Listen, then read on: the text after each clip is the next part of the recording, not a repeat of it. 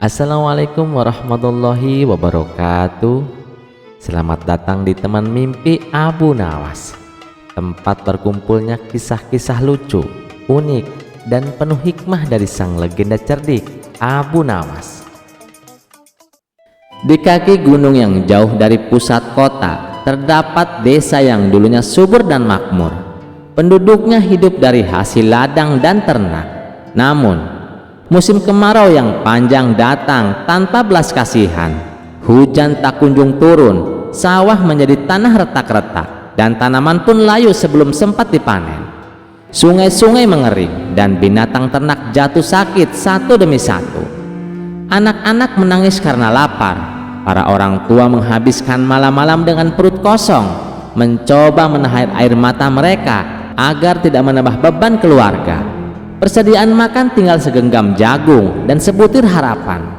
Tak ada yang tahu harus berbuat apa. Pada suatu hari datanglah seorang utusan kepala desa mendatangi rumah Abu Nawas dengan napas tersengkal-sengkal. "Tuan Abu Nawas, kami mohon bantuanmu, Tuan. Desa kami kelaparan, sawah-sawah kering, sungai menghilang, anak-anak menangis setiap malam." Abu Nawas menatap matanya dalam diam, lalu mengangguk pelan. Kemudian berkata, "Kalau begitu, kita harus segera berangkat. Namun, aku tak mungkin membawa makanan. Tapi tenanglah, aku punya cara untuk menyelamatkan desa kalian." Saat tiba di desa itu, Abu Nawas menyaksikan pemandangan yang memilukan. Ladang-ladang seperti gurun, sumur menganga tanpa air, dan anak-anak duduk lemas di bawah bayangan rumah yang mulai rapuh. Ia berjalan pelan mengelilingi desa, lalu duduk di bawah pohon tua. Semua orang menatapnya dengan harapan terakhir. Keesokan harinya, Abu Nawas berdiri di tengah lapangan desa, kemudian berseru, "Wahai saudara-saudaraku, dengarkan aku. Aku punya 3 langkah untuk menyelamatkan desa ini, tapi kalian harus percaya dan bekerja bersama." Orang-orang saling pandang. "Apa mungkin Abu Nawas itu bisa menyelamatkan desa kami?" Tapi kepala desa mengangguk. "Saudara-saudara, kita sudah kehilangan segalanya. Apa salahnya kita mencoba?" Abu Nawas melanjutkan, "Langkah pertama, setiap keluarga bawa apapun yang kalian punya, biji sisa, kulit sayur, bahkan roti basi." Orang-orang pun datang membawa buntelan kecil. Dengan itu, Abu Nawas membuat kebun di tengah desa. "Saudara-saudara, tanam di lubang kecil, isi dengan abu kayu, daun kering, dan air cucian yang masih bersih," perintah Abu Nawas. Anak-anak belajar menanam, ibu-ibu menyiapkan tanah, semua bergerak. Kebun kecil itu pun dinamakan Kebun Harapan. Abu Nawas melanjutkan, "Langkah kedua," kata Abu Nawas, "karena hujan belum turun, tapi alam tidak pernah benar-benar kering, kita tangkap embun pagi." Abu Nawas mengajarkan kepada mereka untuk menaruh kain bersih di atas daun lebar saat malam, dan benar, saat pagi kain itu basah. Anak-anak kecil pun bersorak-sorai, "Air, air, ibu, daunnya basah, bu." Embun itu digunakan untuk menyiram tanaman muda. Harapan mulai tumbuh bersama tunas yang menyembul dari tanah. "Langkah ketiga," lanjut Abu Nawas, "siapkan batu-batu besar, lalu masukkan ke dalam panci, dan tambahkan bumbu serta daun aromatik." Seorang ibu menjawab, "Tuan Abu Nawas, batu dimasak, Tuan. Kita bukan kambing, Tuan." Abu Nawas hanya tersenyum. "Tenang, ini bukan untuk dimakan, tapi ini hanya trik kecil untuk menarik perhatian banyak orang." Saat asap dari sup batu itu mengepul harum ke langit, pedagang dari desa tetangga yang lewat berhenti penasaran. Salah seorang pedagang bertanya, "Apa yang kalian masak? Aromanya seperti pesta." Salah satu warga menyahut, "Kami membuat sop batu, tapi kami bisa tukar kerajinan kami dengan sayur atau tepung milik kalian." Akhirnya barter dimulai, kerajinan, anyaman, dan ramuan ditukar dengan makanan. Ekonomi kembali hidup. Beberapa minggu kemudian, kebun harapan berubah hijau. Sungai kecil ditemukan di balik bukit dan dibuatlah saluran irigasi.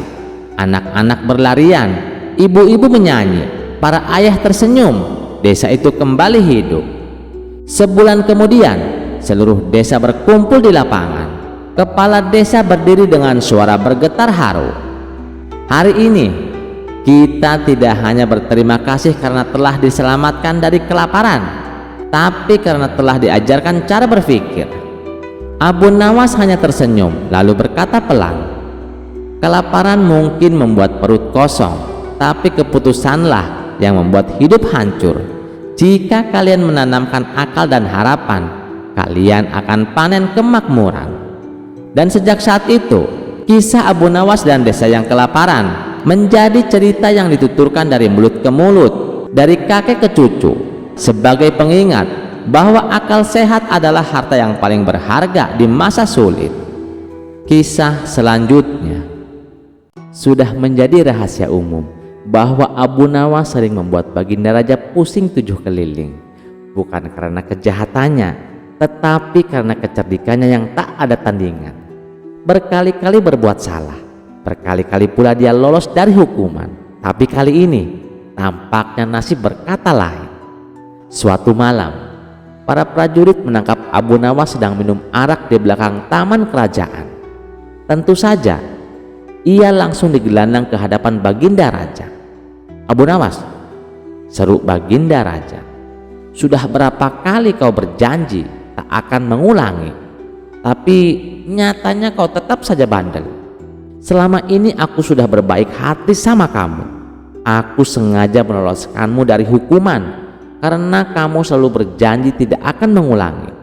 Tapi kali ini sudah tidak bisa ditolerir. Apapun alasanmu, kamu tetap akan saya hukum, ucap Baginda Raja. Sementara Abu Nawas hanya terdiam, kepalanya tertunduk, tak berani menatap. Penasihat istana maju dan berkata, Baginda, bagaimana kalau Abu Nawas dihukum dengan minum minyak panas, biar dia kapok betul? Raja mengangguk. Bagus, hukuman itu pas untuk orang keras kepala seperti dia. Abu Nawas langsung pucat. Ampun Paduka, minyak panas ini bisa membakar perut hamba, hamba bisa mati. Itu memang tujuannya Abu Nawas, biar kau jera, bentak raja. Besok pagi datanglah ke istana, jalani hukumanmu. Abu Nawas pun pasrah, tak bisa berbuat apa-apa. Kalau itu memang sudah keputusan Paduka, saya terima dengan berat hati.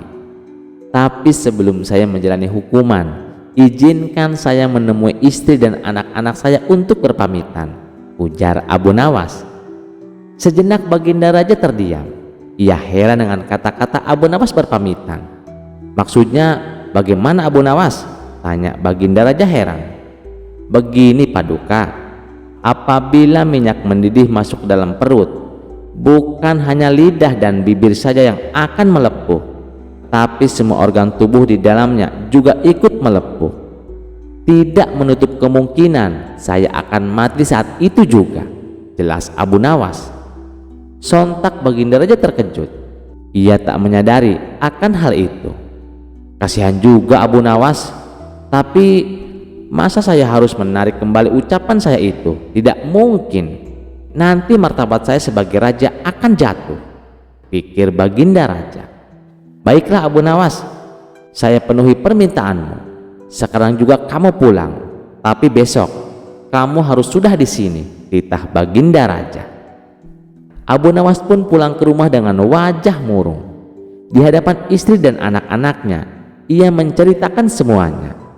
Tangisan pecah, istrinya sampai bersimpuh sambil berkata, mengapa Baginda Raja setega itu?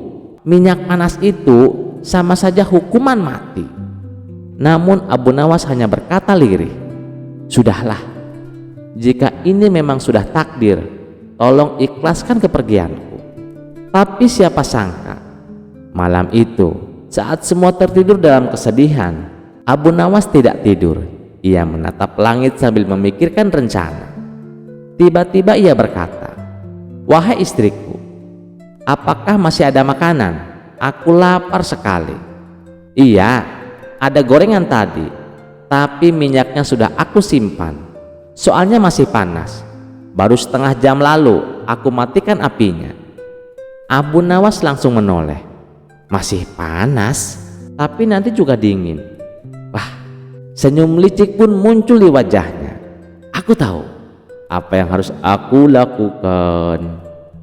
Tapi Abu Nawas sengaja tidak memberitahu istrinya, sebab ia tidak ingin rencananya menjadi berantakan. Setelah menjelang pagi hari, Abu Nawas mengumpulkan para tetangganya. Ia memberitahu mereka bahwa dirinya hari itu akan dihukum mati, dan ia meminta agar para tetangganya ini ikut bersamanya ke istana. Berita mengejutkan itu tentu saja membuat mereka kaget.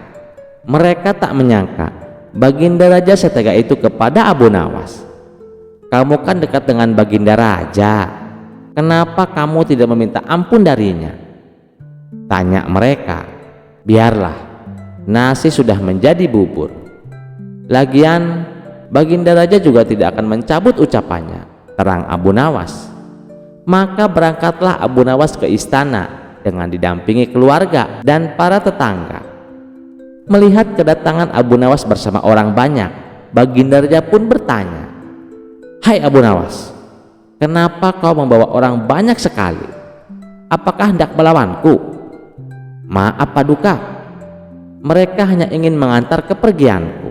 Barangkali ini adalah hari terakhirku." Raja hanya mengangguk. "Baiklah, siapkan minyak panasnya." Prajurit pun membawa bejana besar berisi minyak yang baru saja mendidih.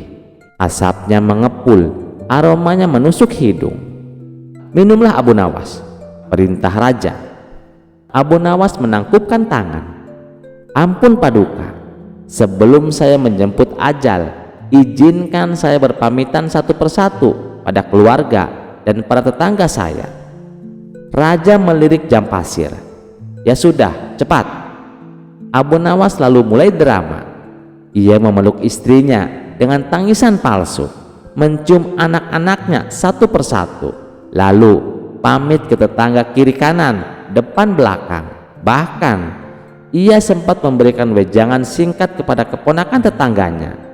Orang-orang yang hadir pun ikut bersedih. Tak terasa air mata Baginda Raja juga ikut menetes. Sebenarnya Baginda Raja tidak tega, tapi ia tak mungkin membatalkan hukuman. Sang istri begitu erat memeluk Abu Nawas, seakan-akan tidak ingin berpisah. Lalu Abu Nawas menghampiri satu persatu tetangganya. Ia menyampaikan permintaan maaf dan berpamitan karena banyak tetangga yang ikut hadir. Tentu saja memakan waktu yang cukup lama, hingga minyak yang tadinya panas mengepul kini sudah tak lagi berasap. Akhirnya Abu Nawas berdiri dan berkata, "Paduka, saya sudah siap." Dengan perlahan ia mengambil bejana dan menenggak minyak itu sampai habis. Semua menahan nafas, tapi anehnya Abu Nawas tidak apa-apa. Raja kaget. "Hei, bukankah itu minyak panas?" Abu Nawas tersenyum. "Benar Paduka, minyak ini tadinya panas, tapi karena saya terlalu sibuk berpamitan, kini sudah dingin. Paduka hanya memerintahkan saya untuk meminum minyak panas. Tidak disebutkan waktunya kapan harus diminum." Raja melongo lalu menepuk jidat. "Kau ini memang licik luar biasa." Akhirnya Abu Nawas pun bebas dari hukuman dan pulang bersama rombongan pengantar yang kini malah jadi konvoi kemenangan. Ia tertawa sambil berkata, "Ingat, bukan kekuatan yang menyelamatkan, tapi akal sehat dan sedikit drama." Pesan moral yang dapat kita ambil dari cerita ini, jangan berburu-buru marah dan jangan sepelekan orang cerdik. Kadang yang terlihat lemah justru bisa membalikkan keadaan hanya dengan akal dan waktu yang tepat. Terima kasih sudah mendengarkan cerita ini. Sampai jumpa di cerita selanjutnya. Jangan lupa like, share, dan subscribe channel Teman Mimpi. Wassalamualaikum warahmatullahi wabarakatuh.